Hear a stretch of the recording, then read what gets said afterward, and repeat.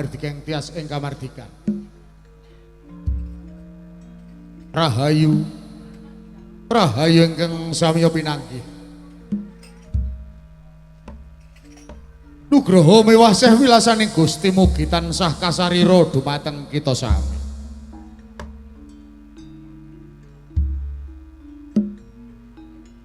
Ngaturi sugeng dalu sarta sugeng pepanggihan kalian kula warga ageng Sandiwara Ketoprak Wahyu Manggala. Ingkang dipun pimpin panjenenganipun Bapak Mogol. Kanthi alamat Desa Tanjung Sari Kecamatan Jakenan, Kabupaten Pati Bumi Minatani.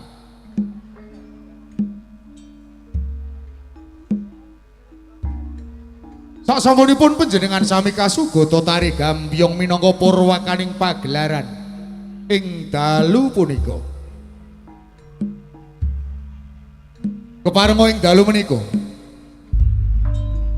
kula warga ageng Wahyu Manggala badhe nyegahaken cariyos pamundutan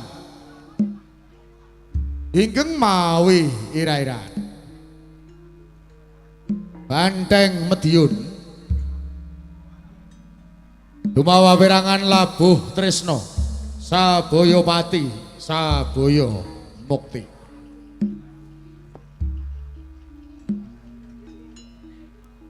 Dalang sarta pendapuk katindakan Raka Mas Anom Suharyanto.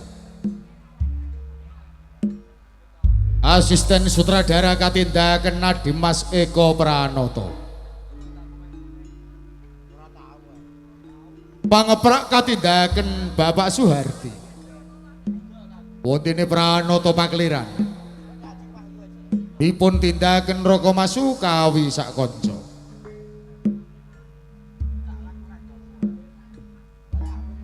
Tata dekorasi katindakan Bapak Sutarto ingkang dipun biyantu Adimas Alek Rasmijan. Teknis tata lampu katindakan Adimas Budiono Batak. Lighting dipun tindakan Adimas Ladu Aldiansyah. Wondene pangrengga busana dipun tindakan Adimas Agus Wijanarko.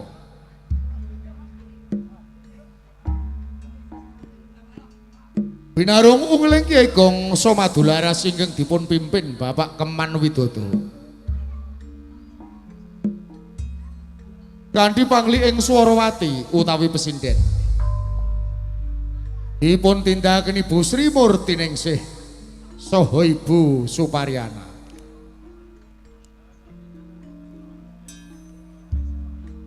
Pranoto gending katindakan Adimas Hadi Prayitno. Wondene Wiraswara dipun tindakan Bapak Miranda saha Adimas Bagus Edi Mahisa.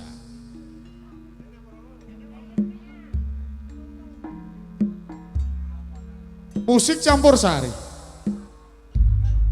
katindakan Adimas Ari Semprul, Raka Mas Edi Watono sarta Adimas Udin Galdowo.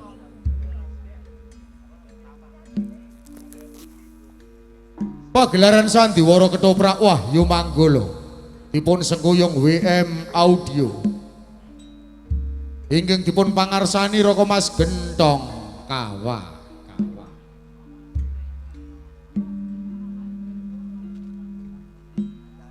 Wondene para paraga ingkang badhe maragani cariyos ing dalu punika. Atekan sepisan nggambaraken wonten ing Kadipaten Barat Madya. Adipati Endra Kesuma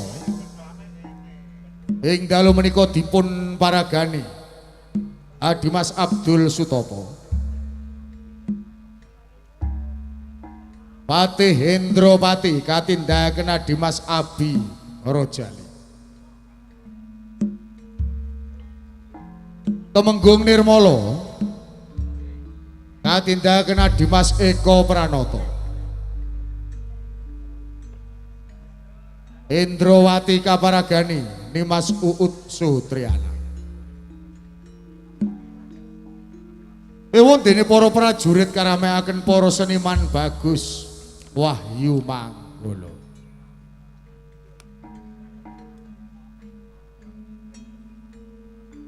Salajengipun gambaraken wonten ing Kadipaten Medion. Adipati Rangga Murti dipun paragani Bapak Begek Ari Warsita.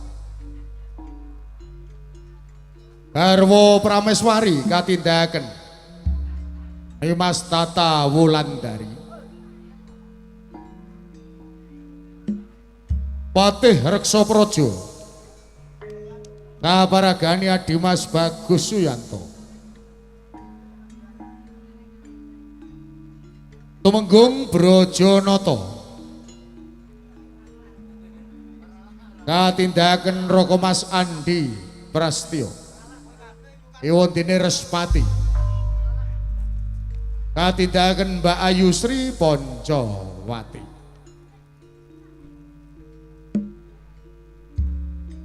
Salajengipun gambaraken wonten ing Desa Gedangan.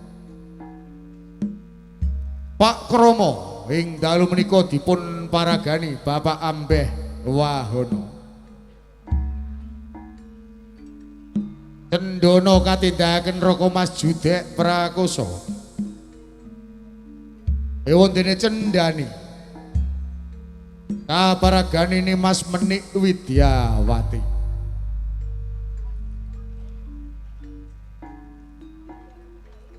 Atekan salajengipun gambaraken wonten ing Pertapan Putat Selawe. Resi Gutama dipun paragani Raka Mas Anom Suharyanto. Endang Mustika katindahaken Mas Diah Maharani. Sidarta kaparagani Adimas Bagong Sutresno. Ewon dene Raden Sanggara katindahaken Adimas Beguk Wiyanto.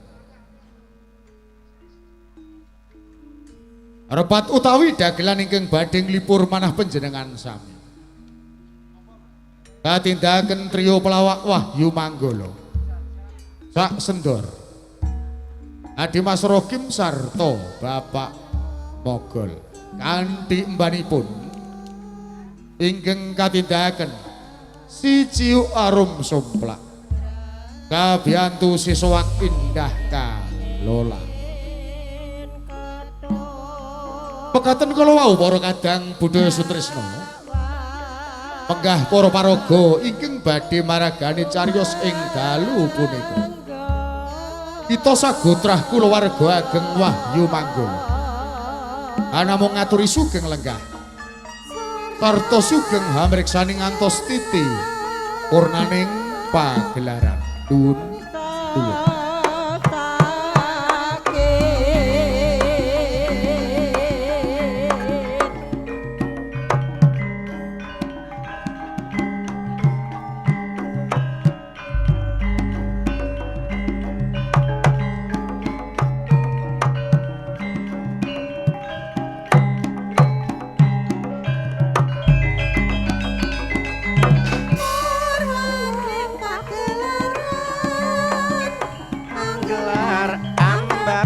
Budaya agung ati luhur ketoprak Wahyu Manggala.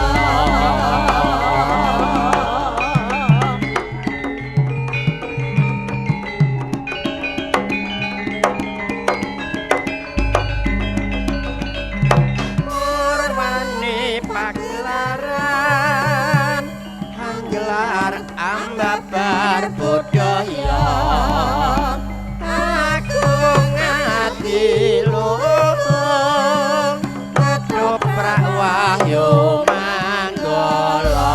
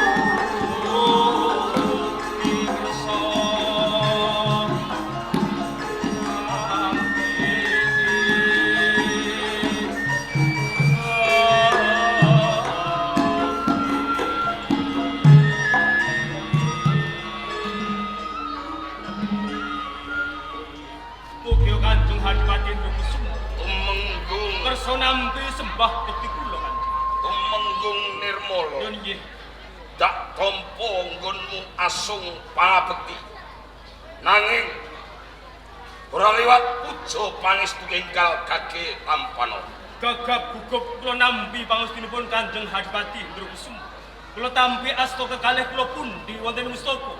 Mugi ndadosaken kekiatan saklebetipun kula dados nayaka panjenengan wonten Kadipaten Barat Madya. Tumenggung Nirmala. Nuwun nggih. Ning kene panjenengan kupengin mundhut pirsa lan jeneng sira. Perkawis menapa Kanjeng? Jejiban sing tak sampirno ning pundak kiwa dalah tengen. Sinaosa awrat kula nampi jejiban salin-salin Kanjeng Adipati. Iya. Gladi peranganipun para magang. Katitik wedal menika datan rubit. Iya. Sampun cokat caket trampil saha trengginas. Sampun kapetan wonten 700 magang ingkang patut dipun wisuda pinangka dados prajurit wonten ing Kadipaten Barat Madya. Namung nenggo rumentah saking Kanjeng Adipati Hendro Kusuma. Bagus. Ora usah dadak panjenenganku dawuh lan jeneng sira. Kalamun tono maganan anyar pengin dadi prajurit ana ing Kadipaten Barat Madya enggal gage kok tompo lan kok gula wenta merga apa? Ing besuke dimen bisa nambahi kekuatan, dimen bisa bentengi negara ana ing Barat Madya. Waca dawuh pangandikanipun Kanjeng Adipati Hendro Kusuma manggenipun badhe kula istokaken. Pakaryan kang becik kudu kok lestarekake dimen tinulat marang kabeh senopati lan prajurit ana ing Barat Madya. Namung istokaken dawuh nuwun inggih. Lungguh sawetara. Nuwun nggih. Kabeh para prajurit. Nggih. Apa kabeh para prajurit padha seba? Hai! Sampun. Bagus. Yen kono tansah setya tuhu marang sembahan ning Kadipaten Barat Madya mula kanthi kuwi. Aja nganti jeneng sira lerwa ing wajib ngenani pakaryan. Merga apa? Jeneng sira dadi bentenging negara sing kudune katonke dharma bektimu tumrap negaramu. Merga jeneng sira saben sasi nampa gaji, saben wulan nampa bayar. Mula ditindakake pakaryan kang becik. Pelakno nggonmu lungguh. Wis dalu. Patih Hendropati. Sabda katimbalan kula Kanjeng Adipati. Ning kene panjenenganku go pengin mundhut pirsa. Lawan jeneng sira. Menani swasana katentreman lan panguripaning kawula ana ing Kadipaten Barat Madya. Kanjeng Adipati Hendro Kusuma. Iya, Menawi to panjenengan kepengin mangertosi panggesanganipun para kawula wonten ing Barat Madya. Monggo panjenengan kula aturi nginget perang adat Medyon lan Barat Madya menika dereng wonten karampunganipun. Menika ngembet panggesanipun para kawula wonten ing Barat Madya. Kathah kawula panjenengan ingkang bebodro wonten negari sanes pados pangko jiwa. Monggo panjenengan salah satunggalipun pengayoman wonten ing Kadipaten Barat Madya. Pundi dungunipun sesembahan menawi to mboten saged ngayomi kawula wonten ing Barat Madya. Kok kawulanipun ngantos bebodro pados pangko jiwa wonten ing negari sanes. Monggo dados penggalih panjenengan Kanjeng Adipati. pancen bener ke. Perkara kuwi sing dadi penggalianku. Mergo apa?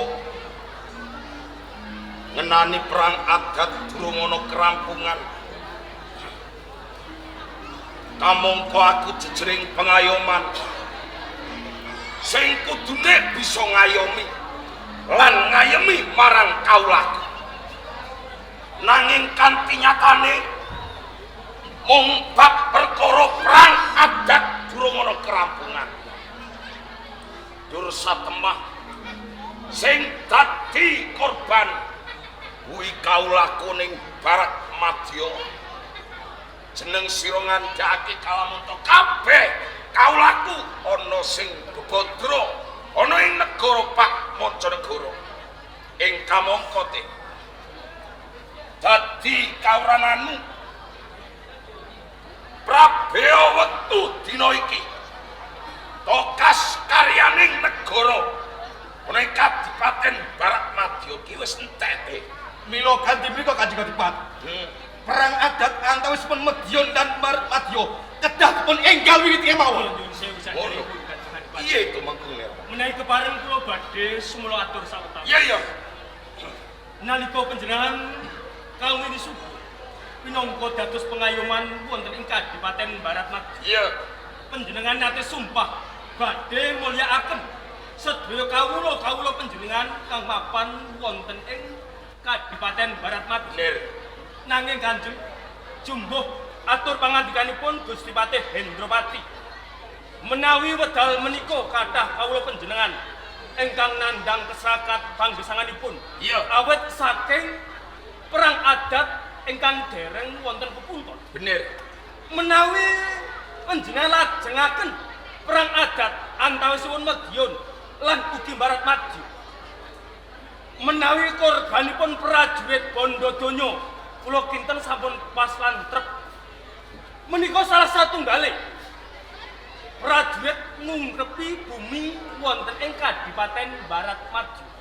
Menawi korbanipun Bandadonya menika sampun pas kangge pirantinipun perang. Nanging Kanjeng, menawi korbanipun kawula ingkang boten ngertos kentang timbul perkawis dados korbanipun awet kenging senjata kang tanpa netra. Iya. Dipun serat nganggo aksara menapa kemawon. Bebasan dipun tulis ngangge tinta emas. Ingkang nami perang menika kejem lan mengis. Cilik loro, gedhe bakal tumekaning pati. Napa mboten wonten sarana sanes kejawi perang-perang lan perang kangge mulyakaken kawula-kawula panjenengan wonten ing Baratmadya. Nirmo! Kupengmu tuli apa piye? Ana ngarep Agus Kondo. Akeh kawula Baratmadya sing padha bebodro. Ngerti? Perang adat lamun terus kelakon. Syukur bagi Medya bisa manungkul kalian Baratmadya. Kabeh mau kanggo panguripane wong-wong Baratmadya. Nyuwun sewu Gusti Patih. Ngantos kula matur wonten ing sani Kanjeng Adipati Hendrokusuma. Tenanipun ugi nangis rasa batos kula menawi kula raosaken perang adat ingkang awet noma kuno Joma Jujo dereng wonten kerampungan. Injih menawi Baratmadya mangkenipun pikantuk kamenangan menawi kasuran yuda napa mboten saged kawestanan panelangsanipun para kawula wonten ing Baratmadya mboten ateges kula menika jerit getih pun mati. Kanyatan perang menika korbanipun mboten ngenengaken kawula wonten ing Baratmadya nanging kawula Medyon ugi ingkang dados korban Gusti Patih. Mula saka kuwi Nirmal. Kowe kuwi diwinu suda dadi senopati perang. Nggih. Ngendi pakaianmu? Lamun to wis saben dina gladi prajurit ora bisa ngalahake wong Medyon. Yen ora wani perang. Jreh mapanmu ana petumuran. Kae pegawean masak. Mboten ateges kula menika mboten wedi perang. Nanging monggo Kanjeng Adipati tintingi. Kowe ora usah gedheke atine musuh, nyilekke atine ruang. Yen kowe ora wani perang, ben aku sing dadi cucianku. Menawi panjenengan badhe maju perang wonten ing tengah Raranggon. Kula ngertos kasubdidipun panjenengan. Tan betemen kula menawi kula kautus kalian Kanjeng Adipati. Loro perang adat, kula ugi mboten badhe tido-tido. Nanging perkawis menika kawula wonten ing Kadipaten Baratmadya ingkang dados korban. Kathah ingkang sami bebodro pados panggung. Cukup Bimo. Tembungmu ngabahi kupingku. Yen kira saudop perang adat diwiwiti. Cukup. Tengok-tengok copoten busana bekas. Pangapuntenipun Kanjeng. Kula matur kados mekaten tuhunipun kula eman kalian kawula panjenengan. Kapuro perang catur siji-siji. Adul kapinteran. Ngomong mangsa kaya wasis dhewe. Panjenengan kurang butuhake. Kowe padha catur perang siji-siji. Nanging budayipun panjenengan saged milah-milah lalin tinggi perkais menika kan. Nirmala Nggih.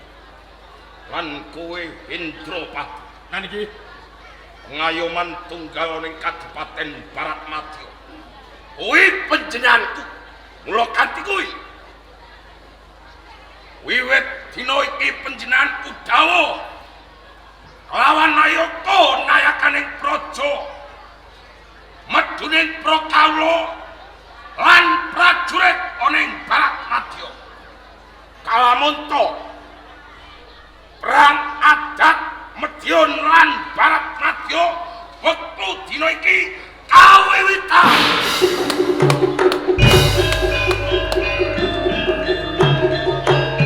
napa sedaya kula sampun panjenengan petang Kanjeng Adipati. Menawi perang lan perang malih. Tenanipun kula namung badhe ngbenehaken perdamaian antawisipun Medyon lan Baratmadya. Nirmala, semune aturmu wiwit nganti kowe mung tansah dadi reriduku, mung tansah dadi watu sandungaku kon arep merangi perang adat. Lho kanthi kuwi bungoke gobokmu ora mawas sok sapa wae kalamunta ora sarujuk perkara nggon kumiwiti perang adat iki kena ninggalake Kadipaten Baratmadya.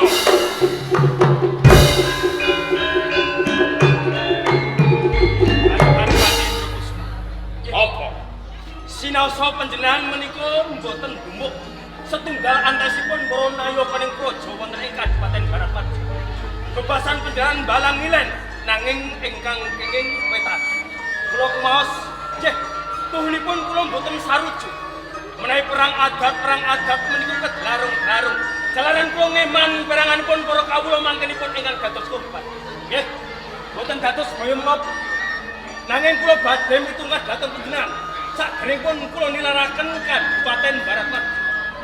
Menawi mangkenipun perang adat kawiwitan, Kadipaten Baratmadya kapencoka ewuh ampun nutuh dhateng kula. Minggato kowe Nirmala.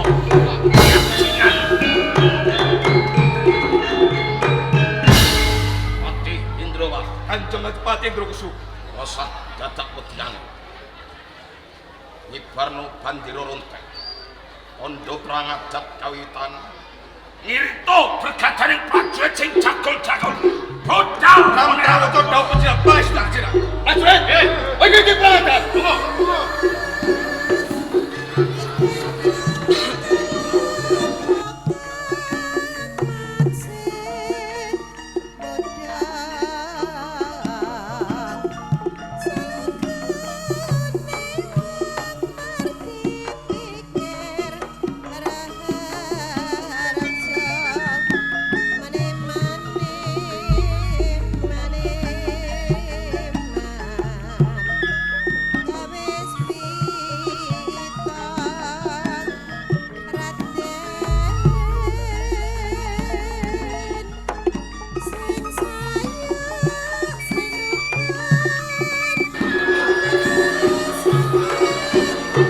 Kabeh prajurit ning Baratmadya. Ora usah dakak kaambari maneh. Dawe Kanjeng Adipati Indrakusuma. Mula kepiye siagane prajurit? Sedaya prajurit sampun siaga. Yen kaya ngono, iki dina bakal tak budalke tumujune Medya.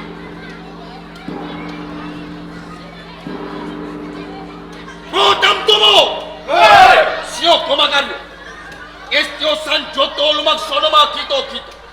Tadyo! Tumpah amengan apa-apa cuma dikecil. Wong Medyon kudu manungko kamu babak takut. Tadyo!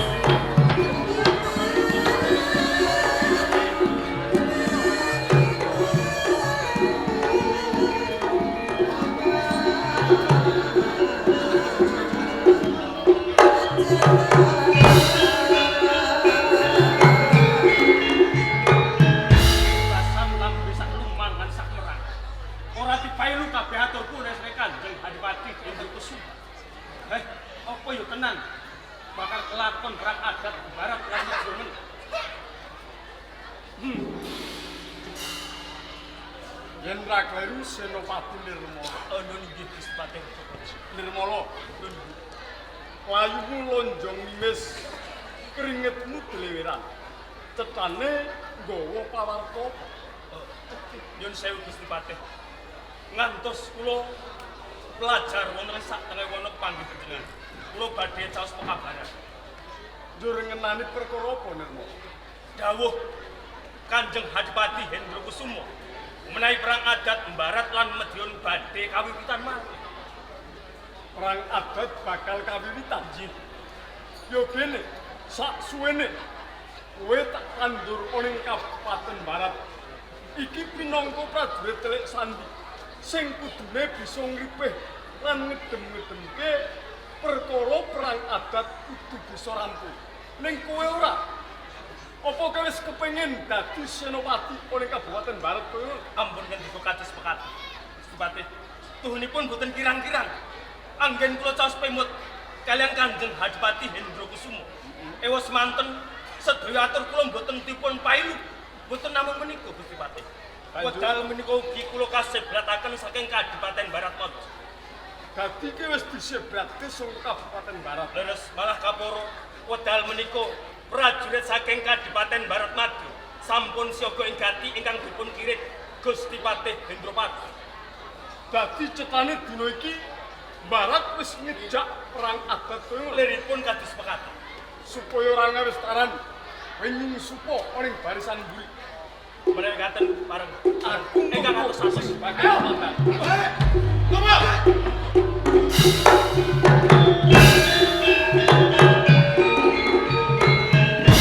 Sapa? Indropati jebul wis gelar sepapan ana sak tengah gegalan. Ora kan nyono-nyono. Tekamu kairit barisaning prajurit kanthi ngibarke bandera rontek iki wis cetha. Yen Barat Madya wis ngajak ucap perang adat, mula kanthi kuwi nganti aku nyiagake kabeh para prajurit kang suwe tumandang ing gawe. Sapa? sadurunge perang lakon Medyon dadi bathang kowe becik manung kula. Bandirane Medyon gulung pasrahke wong barat mati. Kosok baline. Yen gelem barat kudu manungkul sungkap. Prajurit!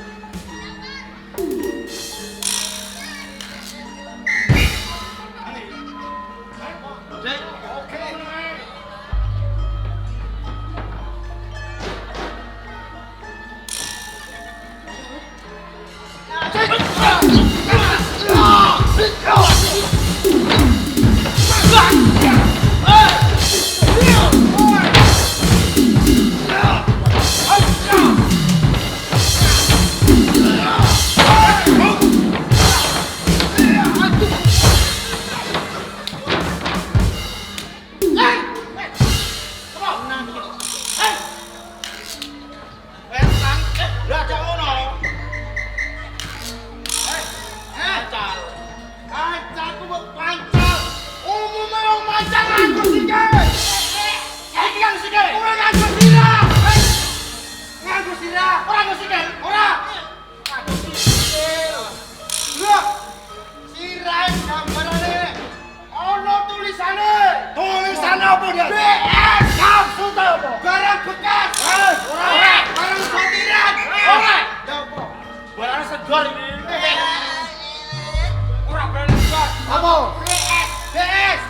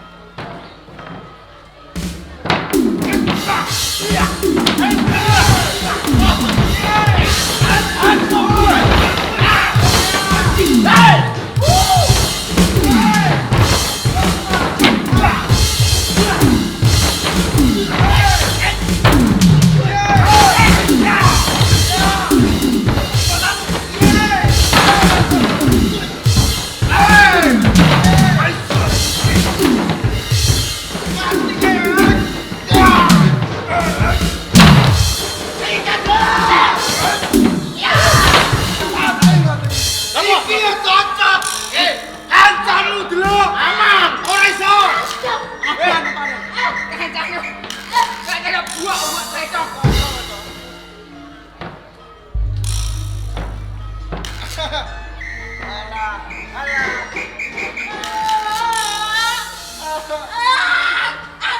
Nangis apa?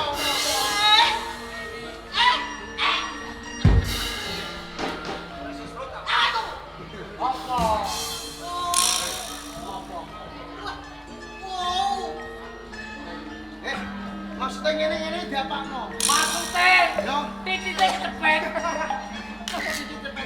Kalau jelas, itu titiknya kok aluminium. Saudara. Apa lagi kemari?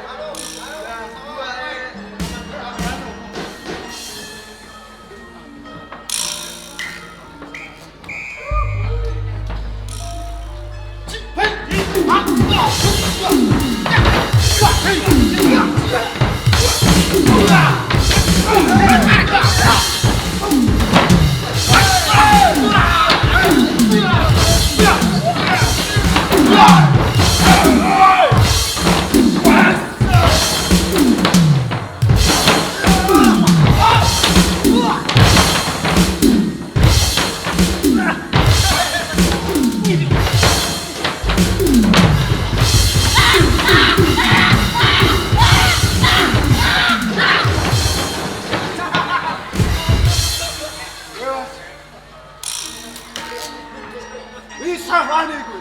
Satu lawan satu nek wani wis keroyokan. Wah, kepala pitik ta apa? On maju. Ayo. Aku nantang kucil sitok iki. Eh, Oh. pirang dino ngono lho. Ajak pirang dino. Ajak pirang dino ya wani.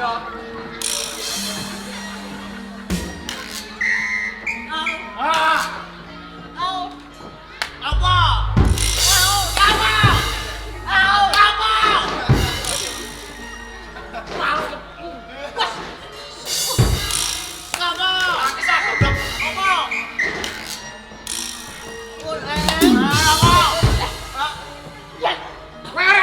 Apa? Siret panunen mau tabok dia. Panunen ular. Lah masa? Iya. Lha apa?